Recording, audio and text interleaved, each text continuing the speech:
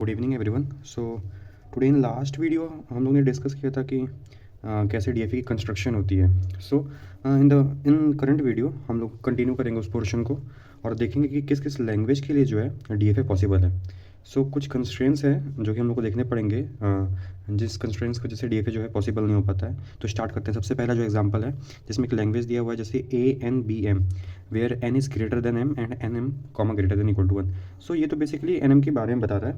जो मेन चीज़ है वो ये है कि जब कभी भी अगर अल्फ़ाबेट के ऊपर कंडीशंस आ जाए, डिपेंडेंसी की कंडीशंस, दैट इज़ डिपेंडेंसी। जब कभी डिपेंडेंसी एग्जिस्ट करेगी फाइनाइट ऑटोमेटा में या किसी ऑटोमेटा में, तो वो डीएफए नहीं हो पाएगा। वहाँ पे डीएफए कॉन्सेप्ट फेल हो जाता है, क्योंकि जब कभी अगर ए की वैल्यू अगर 10 है तो बी की वैल्यू 10 से ज़्यादा नहीं हो सकती। बी की वैल्यू 9, 8, 7, 6 ये हो सकती है। So in this condition DFA is not possible. तो याद रखना, जब कभी डिपेंडेंसी एग्जिस्ट करेगी तो डीएफए नहीं पॉसिबल होगा। जैसे एग्जांपल सेकंड है। एग्जांपल सेकंड में भी क्या क्या है, N not equal to M. तो इसका मतलब कि अल्फ़ाबेट जो ए है और बी है वो डिपेंडेंट है, क्योंकि ए की वैल्यू जब 10 होगी तो बी की वैल्यू 10 नहीं हो सकती। तो ऐसे ऑटोमेटा नहीं बनते हैं, डीएफए नहीं कहलाते हैं। क्यों? क्योंकि यहाँ पे डिपेंडेंसी एग्जिस्ट कर रही है। जैसे कि एग्जांपल 3 में। अब एग्जांपल 3 जो है वो डिपेंडेंसी का केस नहीं है, ये कुछ नया एग्जांपल है। मैं इसको एक्सप्लेन करता हूँ आपको कि जो एग्जांपल 3 है उसके अगर लैंग्वेज लिखोगे आप, तो लैंग्वेज क्या है, एन की वैल्यू अगर 1 लेंगे, क्योंकि N greater than equal to 1 की कंडीशन दी है।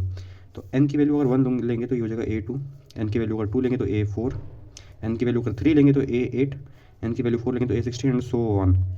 सो अगर जब कभी लैंग्वेज में स्ट्रिंग्स में अगर कॉमन डिफरेंस नहीं आए, कॉमन डिफरेंस अगर नहीं आएंगे, तो वो जो है एक फाइनाइट और डीएफए नहीं फॉर्म करते हैं, वो एक डिटर्मिनिस्टिक फाइनाइट ऑटोमेटा नहीं फॉर्म करते हैं। सो जैसे यहाँ पे जो है कॉमन डिफरेंस 2 आ रहा है, लेकिन यहाँ पे 4 आ रहा है, यहाँ पे कितना आ रहा है, दैट इज़ 8। सो एक कांस्टेंट कॉमन डिफरेंस नहीं है, that's why it is not a DFA. इसका मतलब कि अगर कांस्टेंट कॉमन डिफरेंस नहीं होगा तो डीएफए नहीं फॉर्म करेगा, डिपेंडेंसी एग्जिस्ट करेगी तो डीएफए नहीं फॉर्म करेगा।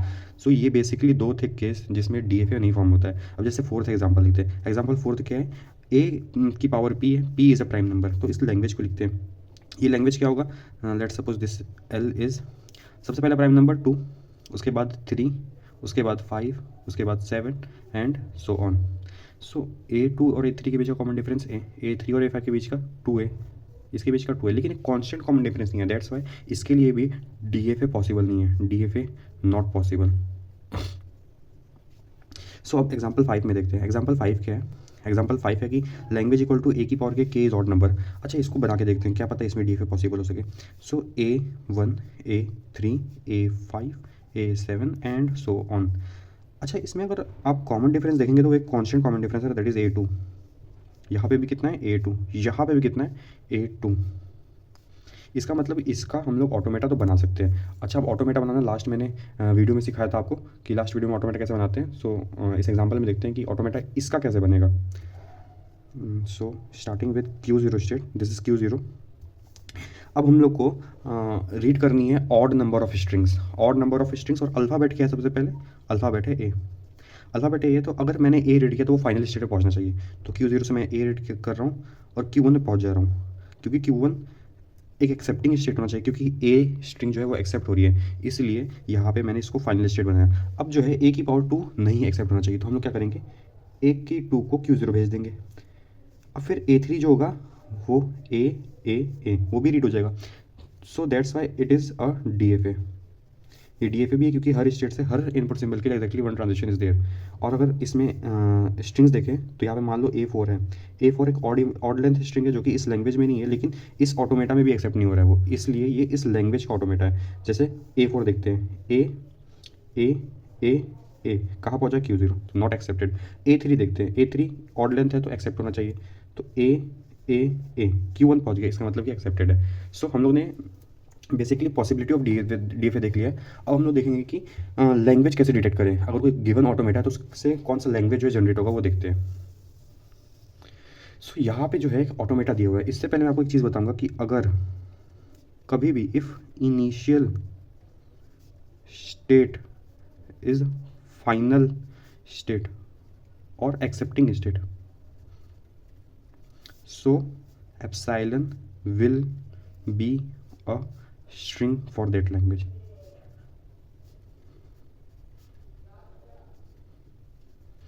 अच्छा, अगर इसका लैंग्वेज हमको लिखना है, नाउ इस नोट कंडीशन के हिसाब से अगर इनिशियल स्टेट जो है वो फाइनल स्टेट है, फाइनल स्टेट मतलब कि डबल सर्कल वाले स्टेट, तो यहाँ पे देखिए इनिशियल स्टेट जो है वो फाइनल स्टेट भी है, तो इसमें क्या होगा, ये जो ऑटोमेटा है, इस ऑटोमेटा के लैंग्वेज में जो है एप्सिलॉन आएगा। Epsilon means what? Epsilon means zero length string. अगर कोई लेंथ है स्ट्रिंग की वो जीरो है तो उसको कहेंगे कि एप्सिलॉन है उसका लेंथ। तो जैसे ये जो ऑटोमेटा है, इस ऑटोमेटा के अल्फ़ाबेट है A, B।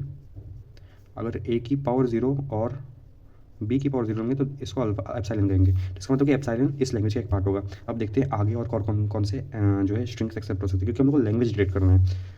तो अब देखो जैसे कि Q0 जो स्टेट है वहाँ पे A जो है उसका एक सेल्फ लूप आ रहा है। अगर A का सेल्फ लूप आ रहा है इसका मतलब कि A एक्सेप्ट होगा। ठीक है, एक बार A एक्सेप्ट हो गया। अब A एक्सेप्ट करने के बाद Q0 पहुँचे जो कि एक्सेप्टिंग स्टेट है, फाइनल स्टेट है, तो A एक्सेप्ट होगा। आप दोबारा भी ये ले सकते हैं, आप जितनी चाहे टाइम उतनी ये ले सकते हैं। इसका मतलब कि A की पावर 2 भी हो सकता है, A की पावर 3 भी हो सकता है, A की पावर 4 एंड सो ऑन। अब देखो क्या पता अगर तुमने पहले बी ले लिया तो बी ले लिया तो बी पहुंच रहा है Q1 पे, तो Q1 भी क्या है? एक्सेप्टिंग स्टेट है। तो Q1 भी एक्सेप्टिंग स्टेट है, तो मान लो एक बार बी ले लिया तो एक्सेप्ट हो गया। अब बी भी तो तुम कितनी बार ले सकते हो, बी को भी कितनी बार लिया तो B2 एक्सेप्ट हुआ, B3 एक्सेप्ट हुआ, B4 एक्सेप्ट हुआ एंड सो ऑन। अब देखो अगर मैंने ए और बी ले लिया तो ए यहाँ पहुँचा, बी यहाँ पहुँचा, तो ए बी भी एक्सेप्ट होगा। अच्छा, कुछ को डाउट आ रहा होगा कि मैंने ए एक्सेप्ट कर लिया, वो फाइनल स्टेट पहुंच गया, तो क्या स्ट्रिंग का क्या बोलते हैं जो रीडिंग है वो बंद हो जाएगी? नहीं, जब तक आप फाइनल स्टेट तक, फाइनल पॉइंटर तक नहीं पहुंचेंगे इनपुट सिंबल के, तब तक आपकी रीडिंग चलनी चाहिए। तो ए को एक्सेप्ट करने पर हम फाइनल स्टेट पहुँच गए, लेकिन हम लोग रुकेंगे नहीं अभी, हम लोग आगे बढ़ेंगे, हम लोग बी को रीड करेंगे, और बी अगर फाइनल स्टेट पे पहुँच रहा है तभी हम कहेंगे कि हाँ ये स्ट्रिंग इस लैंग्वेज का पार्ट है। सो ए भी एक्सेप्ट होगा, B2 भी एक्सेप्ट हो सकता है, A2B भी एक्सेप्ट होता है एंड सो ऑन। इसका मतलब कि अगर इसको मैं जनरलाइज कर दूँ तो ये कुछ इस फॉर्म का हो सकता है कि A की कुछ पावर n हो, B की कुछ पावर n हो, जिसमें n जो है वो जीरो भी हो सकता है। क्यों? क्योंकि एप्सिलॉन एक्सेप्ट हो रहा है, तो n और m दोनों जीरो हो सकते हैं। क्यों? m भी तो जीरो हो रहा है, b भी तो जीरो हो रहा है। और हमेशा याद रखना कि यहाँ पे जो है इस ऑटोमेटा में ये जो लास्ट है, ये जो A एक्सेप्ट हो रहा है वो कहाँ जा रहा है? डेड स्टेट में। इसका मतलब कि नॉन फाइनल स्टेट में। इसका मतलब कि इस लैंग्वेज में जो है लास्ट में ए तो नहीं एक्सेप्ट होने वाला।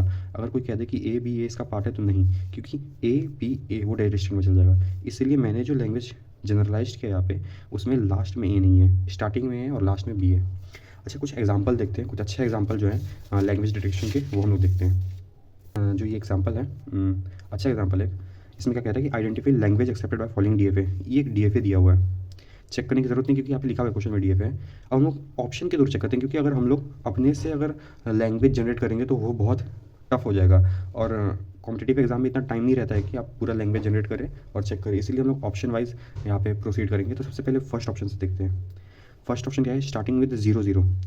तो इसका मतलब कि ऐसी स्ट्रिंग जो 0 0 से स्टार्ट हो रही है वही सिर्फ एक्सेप्ट होगी थी। तो देखते हैं 0 0, हाँ 0 0 तो एक्सेप्ट हो रहा है, 0 0 0 ये भी एक्सेप्ट हो रहा है। लेकिन देखो अगर मैंने लिया स्ट्रिंग 1 0 0 तो ये भी तो एक्सेप्ट होगा, लेकिन ये क्या है? 0 0 से स्टार्ट हो रहा है, नहीं ये 1 0 से स्टार्ट हो रहा है। इसका मतलब कि ऑप्शन तो गलत है। अब हम करते हैं सेकंड ऑप्शन पे, सब स्ट्रिंग 0 0। सब स्ट्रिंग 0 0 मतलब कि 0 0 उस स्ट्रिंग का पार्ट होना चाहिए। तो लेते हैं 1 0 0, हाँ ये एक्सेप्ट हो रहा है भाई। 1 0 0 0 ये भी एक्सेप्ट हो रहा है। अब लेते हैं 1 0 1 0 1 0 0 1 0 1 0 0, दैट इज़ 1 0 1 0 0, ये भी एक्सेप्ट हो रहा है। तो लेकिन अब देखो अगर मैंने लिया स्ट्रिंग 1 0 0 1 1 0 0 1, दैट इज़ 1 0 0 1, तो ये कहाँ पहुँचा? Q0 state, that is not accepted. और यहाँ पे 0 0 एज अ सबस्ट्रिंग भी है, तो क्या ये इसका क्या बोलते हैं सबस्ट्रिंग भी 0 0 है? इसका मतलब कि ये भी इसका आंसर नहीं है, क्योंकि सबस्ट्रिंग बात ये तो वो तो कहीं भी हो सकता है, ज़रूरी थोड़ी ना कि लास्ट ही में हो। सो हम मूव करते हैं सी पे। सी क्या कह रहे हैं? Ending with 0। शायद ये मुझे लग रहा है ऐसा ही होगा, लेकिन देखते हैं। जैसे मैंने लिया 1 0 1 1 0 1 0 0, हाँ एक्सेप्ट हो रहा है। 1 0 0 1 0 0 ये भी एक्सेप्ट हो रहा है क्योंकि 1 0 0। अब देखते हैं कि 1 0 0 0 1 0 0 0, हाँ ये भी एक्सेप्ट हो रहा है। एंडिंग विद 0 वाले सारे एक्सेप्ट हो रहे हैं। लेकिन अभी देखो अगर मैंने स्ट्रिंग ली 1 0 1 0, दैट इज़ 1 0 1 0, दैट इज़ 1 0 1 0, कहाँ पहुँचा? Q1। क्या ये एक्सेप्ट हो रहा है? नहीं, ये तो Q1 पे ही रह गया, और एंडिंग विद 0 भी है। इसका मतलब कि ये भी ऑप्शन, इसका मतलब कि answer D is correct. Now ये आपका होमवर्क क्वेश्चन है, इसको ले लीजिए, ये आपका होमवर्क क्वेश्चन हो जाएगा। इसका आंसर मैं आपको नेक्स्ट वीडियो में ज़रूर बताऊँगा। Thank you so much.